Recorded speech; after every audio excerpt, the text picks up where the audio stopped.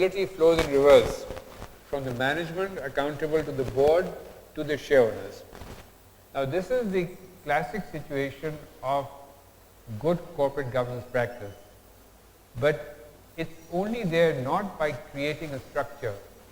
It's there if you create a change and effective implementation of what the principles are.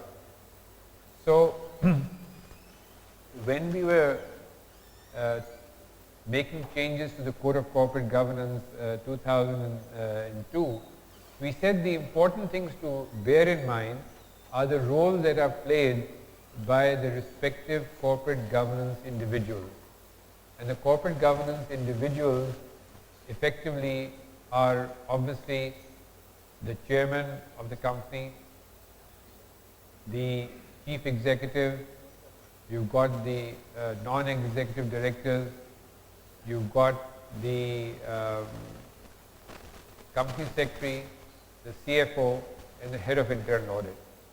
So my presentation today is identifying the changes that have taken place in the respective roles of these corporate governance individuals and how they are being empowered and how the thinking is moving towards effectiveness of the entire board and effectiveness of good corporate governance practices.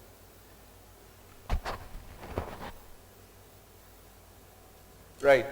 If you were to take the role of the chairman, under the existing code, the 2002 code, the chairman and chief executive were effectively, there was no requirement for them to be separate roles or to be separate individuals.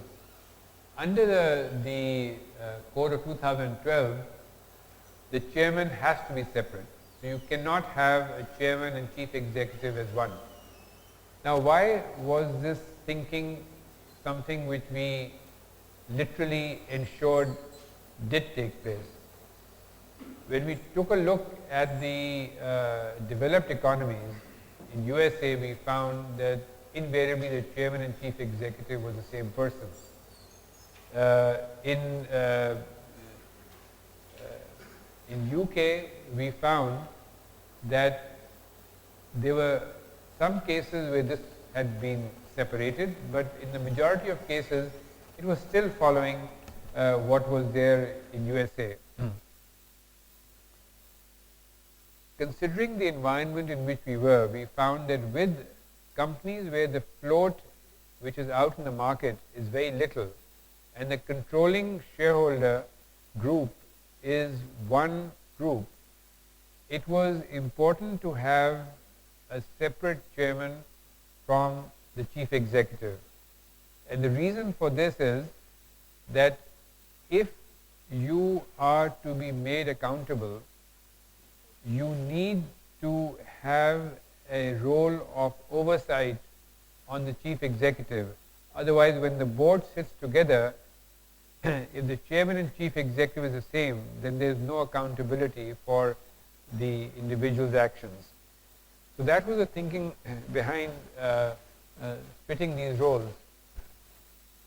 And there was a lot of opposition. When we had the round tables, we came across a lot of opposition, particularly from excuse me, from multinationals, where the thinking was that with the majority shareholding, it made sense for the chairman and chief executive to be the employee of the company. However, at the end of the day, we were able to convince Securities Exchange that this was the way to go. And like when the code was introduced in 2002, there was a lot of objection to the audit committee. But given time, it has now become something which is an accepted fact. And I think in time, the separation of the two roles will also become an accepted fact. Likewise, as far as the role of the chairman is concerned, under the 2002 code, the chairman of a company could also be the chairman of the audit committee. However, in the 2012 code, the chairman of the company cannot be the chairman of the audit committee. And this again was a very, very conscious, deliberate decision, because the audit committee, like any board committee, is really meant to take up a topic and take a deep dive and then go back to the board and give their findings. It is not a decision-making body. It's essentially a body which devotes more time than the rest of the board members and goes back to the board because their colleagues believe that they have faith in the work being done by this group of 2 or 3 people. Now, if the chairman of the board is also the chairman of the audit committee and takes findings back to the board, then he or she themselves sit on those findings and cannot have a dispassionate view about it. So that's how we took a decision to not allow that in the 2012 code. Moving forward, the next role is the role of the chief executive. Now, earlier you could be the chairman, but now you have to be separate.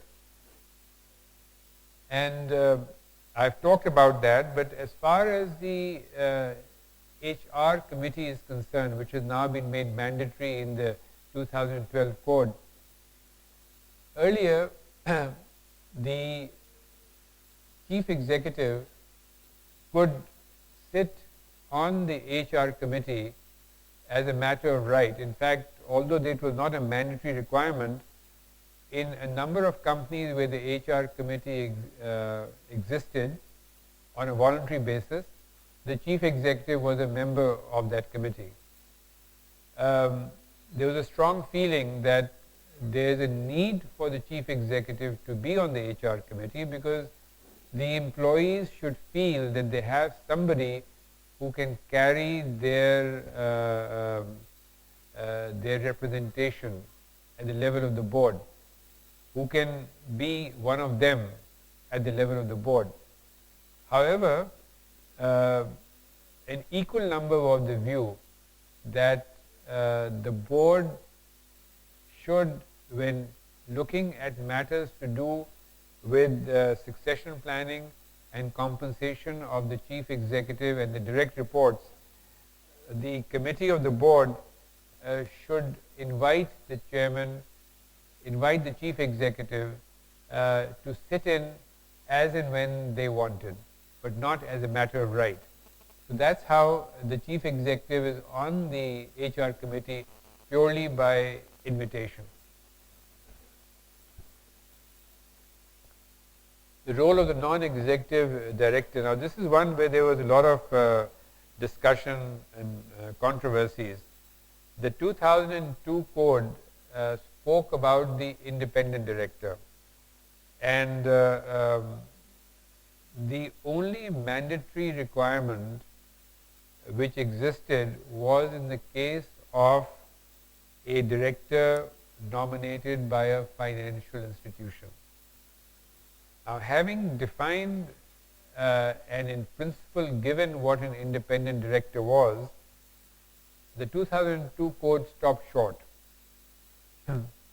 When we were debating this, we said what is important is not the fact that there are independent directors on the board, or the fact that there are executive directors, or the fact that there are non-executive directors who are somehow interested in the shareholdings of the company. What's important is to get a nice balance between the executive directors and the non-executive directors. The reason why we spoke about a balance was we saw that in the developed economies, where most of the boards, the only executive director on the board was the chief executive. And in USA, the chief executive was invariably the chairman. In that economy, things were failing. Board effectiveness was